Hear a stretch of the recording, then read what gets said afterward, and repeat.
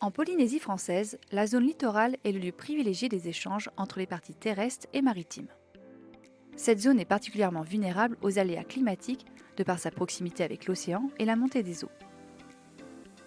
Cette interface complexe nécessite donc une approche horizontale, intégrée et évolutive de l'ensemble des problématiques. C'est dans le cadre du programme global de planification spatiale marine du gouvernement de la Polynésie française que le projet Taataï a été créé. Il a pour objectif de développer, implémenter, automatiser, opérer et répliquer à l'échelle du Pacifique de nouveaux moyens numériques utiles à la gouvernance de la zone littorale. Taataï a vocation d'améliorer les processus décisionnels sur une base d'informations fiable, compréhensible et appréhendable par les décideurs dans les temps impartis. Le projet est actuellement développé sur 3 territoires. L'île Haute, site témoin à Tahiti, Polynésie française, un site atoll incarné par Aroutoua, archipel des Tuamotu, Polynésie française, et Kone, qui est un site d'expérimentation du projet e-Code pour la gestion des récifs coralliens en Nouvelle-Calédonie. Il est soutenu par le gouvernement de la Polynésie française, récipiendaire. Le projet s'appuie sur la technologie Kenelo, développée par l'entreprise Bluesham SAS. Celle-ci permet de déployer des plateformes digitales d'aide à la décision en aménagement des territoires et gestion de l'environnement entièrement dans le cloud et dotée d'une interface simple et intuitive. Elle fait partie de la nouvelle génération de systèmes à vocation géographique.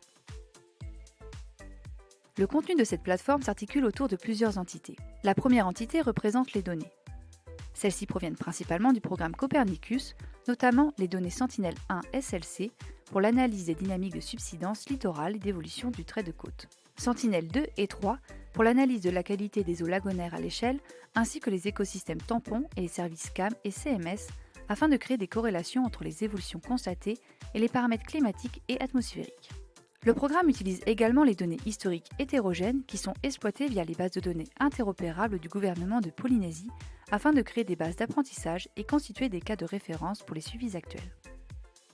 Enfin, les données satellitaires à très haute résolution sont également exploitées dans la mesure de leur disponibilité.